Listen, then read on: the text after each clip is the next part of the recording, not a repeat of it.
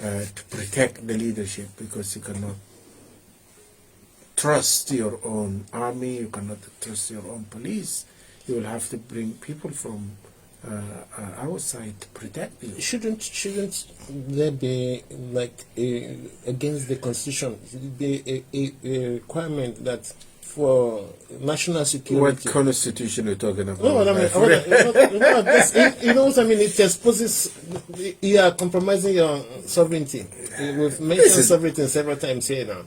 If you have like, for instance, Russians protecting the president of Central African Republic, and they have like militia people, we call them vanguard, controlling part of Mali, and the Malian people are clapping. What type of country is that? Joke. It is. Because I mean, look at what is happening now. Because for a foreigner to protect you, you will need to expose part of your national security secret to them. And you don't know where this one will end. The problem is, it all it comes at a price. We know this. This comes at a price. Because what's the point? Are you going to be there forever? What, maybe give it another 30 years or 40 years. I mean, considering the average age of leaders in Africa, 40 years, 30 years, you are gone. And your country will outlive you. So why are you selling your country? Well, why you are alive? Paul Biya is still there, and you're talking about 40 years gone. No, I mean, you remember when they have to take the African Cup of Nations up to him to bless it, I think, and then bring it back. Someone walked with all these steps up and in the gallery where he was for him. Because it's still to walk. Because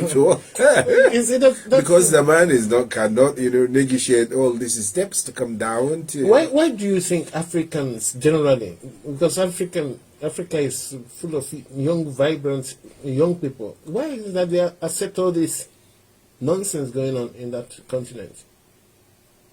Good question. You have African Union and all this. I just don't know. I just don't know, because there's a bunch of jokes around the world. If it is corruption, at least before they mention corruption, they will mention about 10 African leaders, African countries that's deep in corruption. That's what all Africa is known for. But then we have people with that capacity still ruling as they want to institute themselves as maybe I don't know, emperor or whatever. Put their family members. No, we had emperors in the past, didn't we? No, but where did that take us? Where did that take us? Nowhere. Because I just thinking, if like coronavirus now, that's I'm sure they've not learned anything from that. And thank God the EU African summit that just ended, they said, okay, they've given some few countries there with ability to manufacture. Not that they have a copyright, but they give them... that's a handout. Yeah, like a copy. So we've already been receiving handouts in terms of, vaccines, and now they are handing out some machinery for exactly for you to produce. It's still a handout. Yeah, of course it's handout, because they won't give you because how to you produce do not have it.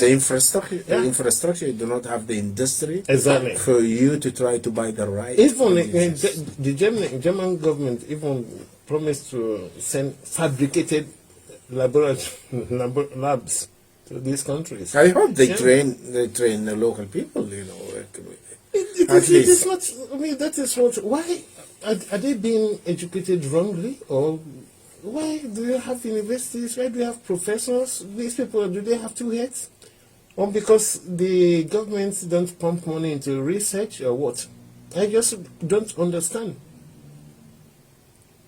I don't think there is seriousness even in this when it comes to research, development, planning, strategy.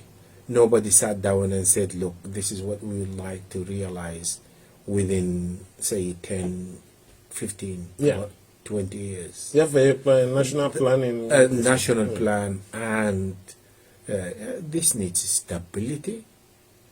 This needs the right leadership. Continuity as well. It needs governance, but these are the prerequisites of such, situation to be in, to be able to foresee the plan and to have targets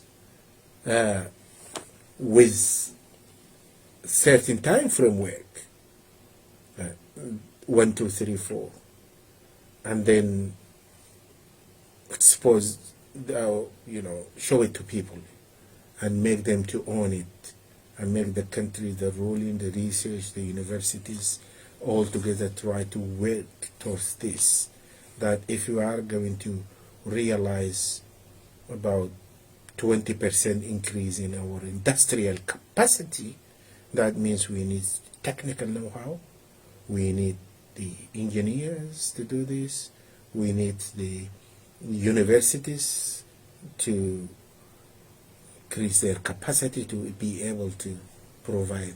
This needs sitting down, need a calculated plan. It needs to be planned meticulously in order to reach this. We do not seem to be really serious at this. What we need is just who is going to sit in that throne. Yeah, is it from my village? Is it from the same religion? But nobody is looking at this way. If this man, mostly they were men anyway, capable of looking at all this and bring me a project for the country, is that going to happen? If we look at it that way, seriously that way, then there will be hope. But we seem to be completely, backing on the wrong tree. I don't know what. No, somewhere irrelevant. I think what is going on is irrelevant. I think I should call it maybe a siege mentality or madness. Like when you say your own is not better unless you bring something out from outside, then that outside product or whatever it is better than what you've got. But not realizing that that thing coming from outside used your resources.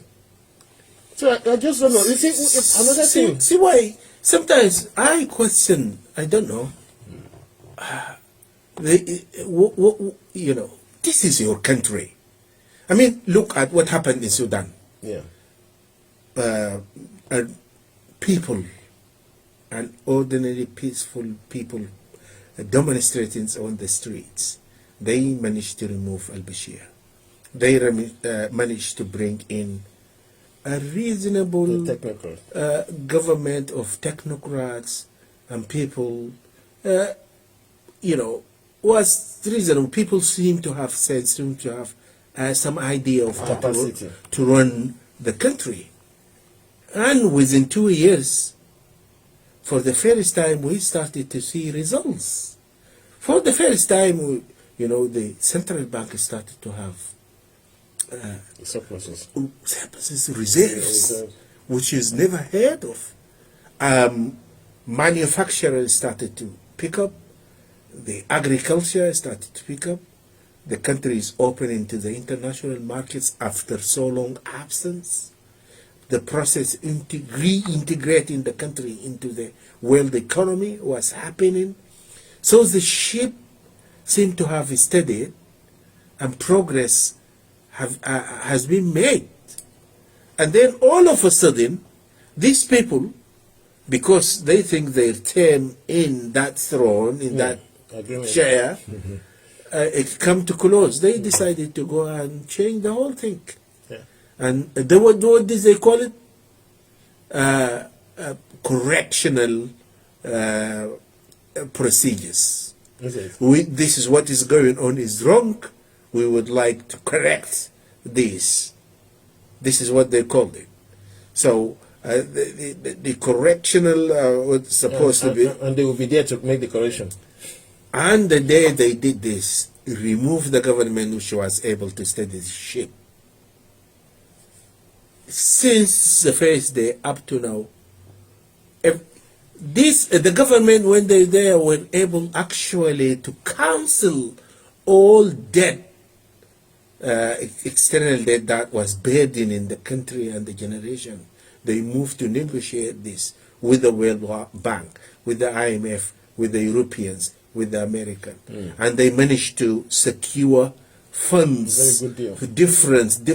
very good deals from the Americans, from the Germans, and the money started to pour into the country. And they even, we had countries that promised to solve the energy crisis in the country by building the electricity power. So that's the day these people come. Everything that has been built was cancelled.